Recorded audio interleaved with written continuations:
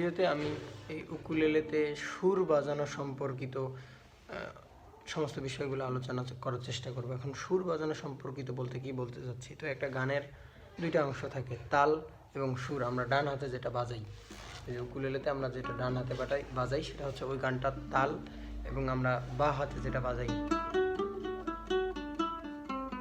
এটা হচ্ছে সুর। এখন গানের সুর কোনটা? গানের সুর হচ্ছে, যদি আমরা এমন যদি হতো গানটার কথা ধরি, এমন যদি হতো এটা হচ্ছে গানটার কথা, কিন্তু গানটার সুর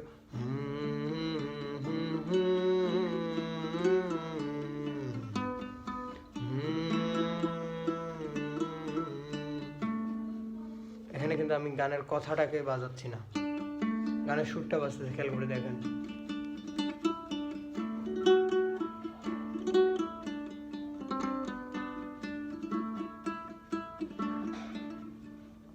এখানে সুরটা বাজতেছে না, ভালো কথা, সুর বাজতেছে ডান হাতে। দেখেন ডান হাতে আমার একটা জিনিস বারবার চলতে আছে,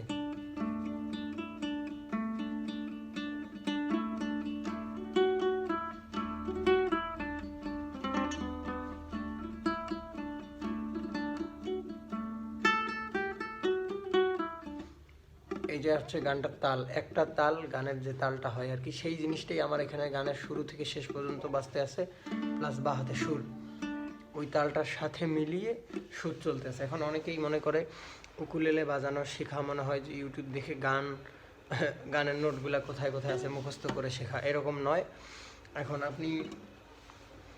আমি যদি আপনাকে একটা ধারণা দেই যে আসলে বিশেষ করে তাল, সারেগামা, এগুলো আপনি সহজে ইউটিউব দেখে পাবেন। এখন একটা তাল আর এই যে সারেগামা, এটা দিয়েই যে কোনো গানগুলো হয়। তো আমাদের দোতারা স্টাইলের ক্ষেত্রে আমরা 4-5টা তালের কথা বলতে পারি, যে এই তালগুলো জানলেই মোটামুটি সব ধরনের গান বাজাতে পারবেন। কিন্তু এখানে ব্যাপার আছে। এখন গানটার সুরের কথায় যদি আপনি আসেন, যে গানটার সুর আপনি খুঁজে পাবেন যে কোনো গানের সুর। এখন সুর জিনিসটা কি এটা আপনাকে একটু বলি। সুরটা আমরা অনুভূতি বলতে পারি না।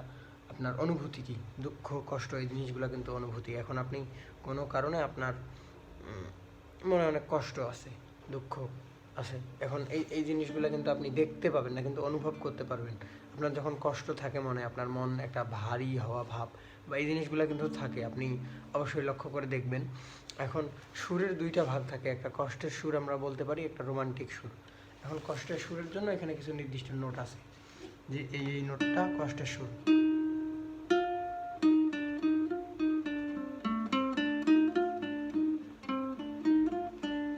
আর রোমান্টিকের জন্য কিছু ভাগ,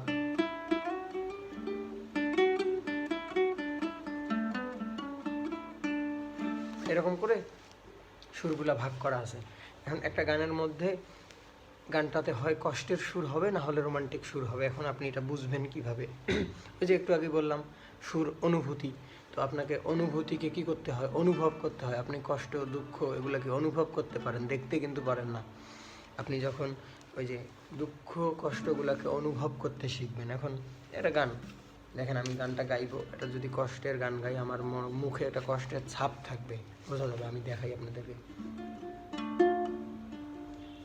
কাঁচা ধানে ঝড়ের ব্যথা, পাকা ধানে মই রে বন্ধু, কাঁচা ধানে ঝড়ের ব্যথা, পাকা ধানে মই।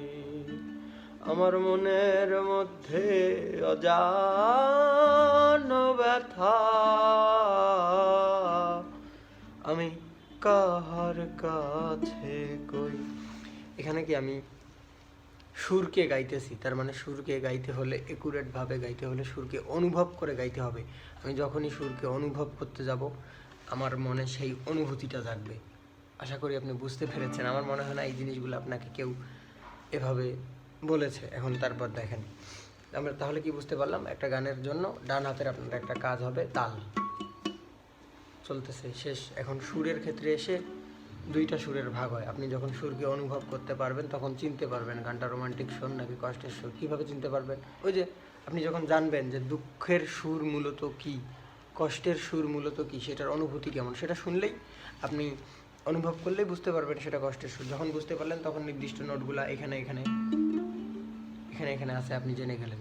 এখন যখন জেনে গেলেন, এখানে আরও একটা ব্যাপার থাকে। তালের ক্ষেত্রে হয় কি, এখন আমি যদি তালের একটু বিস্তারিত বা তালের বর্ণনা দিতে চাই, তাল মূলত কি? তাল একটা ছন্দ বলতে পারি, যে একটা জিনিস বারবার রিপিট করে, এটাকে আমরা একটা ছন্দ বলতে পারি। যেমন ধরেন 1 2 3 4, 1 2 3 4, 1 2 3 4, এখানে 1 বলে যতটুকু গ্যাপ হয়ে 2 হলো, 2 হওয়ার পর যতটুকু গ্যাপ হয়ে 3 হলো, প্রতিটার ক্ষেত্রে এই গ্যাপটা একই, 1 2 3 4, 1 2 3 4। এখন বিভিন্ন রকম তালের বিভিন্ন রকম ছন্দ হয়, এটা এমন টাং ডাড ডাড ডাং টাং ডাড ডাড ডাং, ঠিক আছে না? এখন আপনি যখন তাল বাজাতে যাবেন, তার মানে আপনাকে কি এটাকে ঠিক রাখতে হবে। ডান হাতের কাজ আপনার টাং ডাড ডাড ডাং 1 2 3 4 সা পা সা সা, এটাকে আপনার কিন্তু ঠিক রাখতে হবে এখানে। এটাকে ঠিক রেখে এটার সাথে মিলিয়ে সুর বাজাতে হবে, অর্থাৎ তাল এটা চলতেই থাকবে।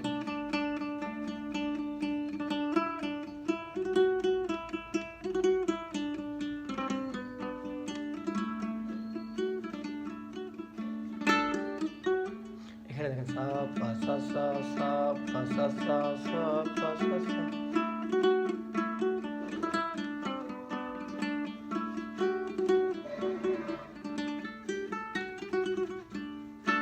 এখানে আমার কিন্তু এটা চলতেই আছে। এখন এটার সাথে মিলিয়ে এই যে সুর বাজানোর কিছু নিয়ম আছে না? এখন এমনটা না যে একটা নোটে ধরে একবার সা পা সা সা বাজালাম আমি, এমন কিন্তু নয়। এমন হতে পারে এই যে সা পা সা সা, সা পা সা সা, তালটা একবার বাজালাম সা পা সা সা 1 2 3 4, এই একবারের মধ্যে আমি বা হাতে অনেকগুলো নোটকে পরিবর্তন করেছি। এমনটা না যে একটাতে ধরে একবার বাজালাম ফির একটাতে ধরে, এরকম কিন্তু নয়। আপনাকে এই জিনিসটা শিখতে হবে। এক কথায় কি জিনিস, যে কোনো জিনিস আয়ত্তে নিয়ে আসতে হলে প্রথম কথা আপনাকে সেটার সঠিক শেখার যে কৌশলটা, সেটাকে প্রথমত শিখে তারপর আসতে হবে। এখন সুরের বিষয়ে আসি। ওই যে ডান হাতের তালের সাথে মিলিয়ে সুর বাজাবেন। এখন সুর জিনিসটা কি? সারেগামা, এটাই কিন্তু সুর, ওটাই অনুভূতি। এখন এই সুরটার ক্ষেত্রে হয় সুরের ওই যে দুইটা ভাগ থাকে, কষ্টের ভাগ আর রোমান্টিক ভাগ। এখন ওই সারেগামার মধ্যে এই যে এইখানে যে সারেগামার যে সুরগুলো আছে, এটার মধ্যে একটা কষ্টের সুর, একটা রোমান্টিক সুর। এই যে এটা কষ্ট, ধরেন যে এটা যদি রোমান্টিক হয়, এটা কষ্টের। এখন এটা দেখাচ্ছি, এটা কথার কথা। এখন সারেগামাটা কেমন জানেন? ওই যে বাসা বাড়িতে আপনি সিঁড়িগুলা ব্যবহার করেন না, একটার থেকে আরেকটা উঁচু। এই যে আমি যদি এটার কথা বলি, এটা হচ্ছে সাউন্ডের কথা বলতেছি আমি, উঁচু। যেমন ওই যে সা রে গা মা, আস্তে আস্তে আপনার চিল্লানোটা বাড়তে থাকবে। এখন এটা কিন্তু নির্দিষ্ট একটা চিল্লা নিতে পারে, এমনটা না আপনার মন গড়া চিল্লানি। এখন একটা গান হয় কিভাবে জানেন? ধরেন 1 নাম্বার সিঁড়ি থেকে 5, 5 থেকে 3, 3 থেকে 8, এভাবে সুরটা উঠানামা করে, এরকম করে উঠানামা করে আর সামনের দিকে যায় বলতে আমি কি বোঝাতে চাচ্ছি? এই যে দেখেন এখানে আমি কিন্তু একটা একটা করে নোট বাজাচ্ছি। গান বাজানোর সময় আপনাকে একটা একটা করে নোট বাজাতে হবে। সা, এমনও যদি হতো যদি সা রে সা রে সা রে গা সা, এই যে সা, এইটুকু জায়গা আমি সা উচ্চারণ করলাম, রে সা রে গা, আস্তে আস্তে সামনের দিকে যাচ্ছে না? এভাবে সুরগুলো উঠানামা করে আর সামনের দিকে যায়। এখন উঠানামা তার মানে কি? প্রতিটা সুরের সাউন্ড আলাদা আলাদা, একটা থেকে আরেকটা উঁচু। এখন আপনি যখন জানবেন বা চিনবেন যে সাটা এমন বা রেটা এমন, তখন আপনার কি হবে? যে একটা গান শুনলে আপনার মস্তিষ্ক, এটা সুর কিন্তু আসলে মস্তিষ্ক থেকে হয়। ওই যে বললাম অনুভূতি কিন্তু আপনার শরীরের কোনো অংশের কাজ নয়, এটা আপনার মস্তিষ্ক, মন, এগুলা থেকেই আসে। এখন ওই যে আপনি যখন বিভিন্ন প্র্যাকটিস বা বিভিন্ন কৌশলগুলোর মধ্য দিয়ে শিখতে পারবেন বা শিখবেন যে আপনার সায়ের সাউন্ডটা কেমন, এটা যখন আপনার মস্তিষ্কে সেট হয়ে গেল, ওই যে গানটাও তো সারেগামা দিয়ে হয়ে গেছে, সুরগুলো ওঠানামা দিয়ে হয় নাই। এখন আমি যে গানটা বাজাতে যাচ্ছি, এমন যদি হতো, আমার মস্তিষ্ক, আমি এখানে যেটা গান বলতেছি বা যে সুরটা বলতেছি এটার সাথে মিলিয়ে অটোমেটিক আমার বা হাতকে সিগন্যাল দিচ্ছে, যেমন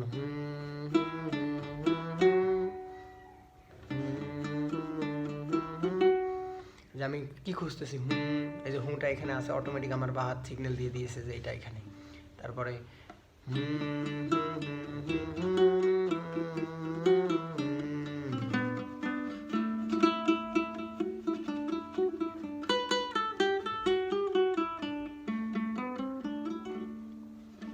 বিষয়টা আর কি এমন, তো আপনি যখন সমস্ত প্র্যাকটিসগুলোর মধ্য দিয়ে সুরকে বুঝতে পারবেন, চিনতে পারবেন, সেই অনুযায়ী আপনার মস্তিষ্ক অটোমেটিক আপনাকে সিগন্যাল দিয়ে দেবে। এখন এমনটা না যে প্রতিটা গানের জন্য আপনাকে আলাদা আলাদা করে মুখস্থ করতে হবে। ওই যে মেন বিষয়টাই যখন আপনি জানবেন যে তাল, একটা গান কোন তাল হয়, এখন যখন আপনি তাল জানবেন, প্রতিটা তালকে আলাদা আলাদা করতে যখন পারবেন, আপনি প্রতিটা তালকে আলাদাভাবে চিনতে পারবেন। একটা গানে তাল বাজতেছে ডাং ডার ডার ডাং, আপনি ওটা বুঝলেই, শুনলেই ওটা বুঝতে পারবেন। আপনি তো চেনেন, না জানলে কাকে খুঁজবেন, আগে তো জানতে হবে।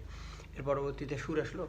আরেকটা গানের কথা চিন্তা করি আমরা, মধু হই হই, যেমন ধরেন আমি খুঁজতেছি কি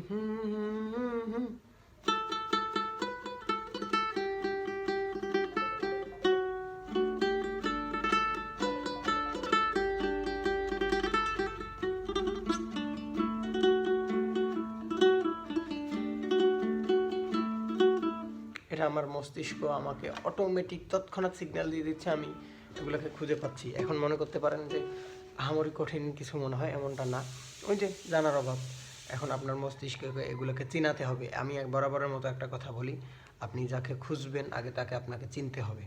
তো তার আগে একটা কথা বলি, অনেকেই উকুলেলে কিনতে চায়। এখন নতুন অবস্থায় কোথা থেকে কোন উকুলেলে কিনবে এই জিনিসটা বুঝে ওঠে না। এই যে এটা ইয়ামাহা, আমি যেটা বাজাই, তবে সেটা এটা না, আমি যেটা বাজাই সেটা হচ্ছে এটা ইয়ামাহা, ওই একই জিনিস। তো অনেকে বলে ভাই আপনি যেটা বাজান সেরকম নিতেছে, আসলে সেরকম কি, আমি যখন এটা নিয়েছি এটার বিশেষত্ব, বিশেষ করে প্রতিটা নোট, সেটা সাউন্ড ঠিক আছে কি না, এরকম জিনিসগুলো দেখেই কিন্তু নিয়েছি। এটার চেহারা বা নাম এগুলো কিন্তু দেখে আমি নিইনি। তো আমি নিজের জন্য নিতে হলে যেভাবে দেখে নিই, তো সেরকম করে এই জিনিসগুলো নিয়ে আসা। আমার কাছে এখন বেশ কিছু আছে, তো যারা নিতে চাচ্ছেন আমার সাথে যোগাযোগ করলে এগুলো নিতে পারবেন। আর অবশ্যই নতুন অবস্থায় কিনতে গেলে দেখা যায় দাম দরের একটা ব্যাপার থাকে। দাম দরের চেয়েও বড় কথা জিনিসটার মিউজিক্যাল ইনস্ট্রুমেন্ট, ওই যে বললাম যে প্রতিটা সুর সারেগামার একটা নির্দিষ্ট সাউন্ড থাকে, আপনার এটাতে কি সেগুলো ঠিক আছে কি নাই, এগুলো তো অবশ্যই যাচাই বাছাই করে ওই রকম করে প্রতিটাকে আমি নিজের জন্য নিতে হলে যেভাবে দেখে নেই সেভাবে করে নিয়েছি। তো যারা নিতে চান আমার সাথে যোগাযোগ করলে নিতে পারবেন। আর এখন যদি আমরা এখানে আসি, ওই বিষয়টা আমি যেটা বললাম অনেকটা এমনই, আপনি যখন শিখতে যাইবেন, শেখার বিষয়টা কি, ওই যে আপনি যাকে খুঁজবেন তাকে আপনি চিনে তারপর খুঁজবেন, দেখবেন আপনার এই যাত্রাটাও সহজ হবে। তো আমার একটা কোর্স আছে, আপনারা জানেন। আমার এই কোর্সের বিষয়টা আমি চেষ্টা করেছি, আমি যেভাবে উল্লেখ করলাম এটা জাস্ট একটা ধারণা দেওয়া ছিল, কিন্তু ওখানে জিনিসগুলোর প্র্যাকটিক্যাল ব্যবহার করে একটা সুরকে প্র্যাকটিক্যালি আপনাকে অনুভূতি বা অনুভব করার জন্য যা করা দরকার, সুরকে চেনার জন্য যা করা দরকার, আপনি তাল বলেন, সারেগামা বলেন, এগুলো বেসিক জিনিস। তো আমাদের ওই কোর্সের পেইড কোর্স যেহেতু, যদি আপনি চিন্তা করেন আসলে যে আহামরি টাকা পয়সার ব্যাপার মনে হয়, এরকম কিছু নয়। আমি চেষ্টা করেছি সহজেই এবং স্বল্প মূল্যেই কীভাবে করা যায় সেভাবে করেই, একদম হয়তো দেখা যায় আপনার কোনো প্রতি মাসে অন্য কোথাও শিখতে হলে একটা ফি দিতে হবে, তার থেকেও স্বল্প মূল্যেই আমাদের এই কোর্সটা আপনি পাবেন আর কি। তো ভালো থাকবেন সবাই, দেখা হবে পরবর্তী কোনো ভিডিওতে।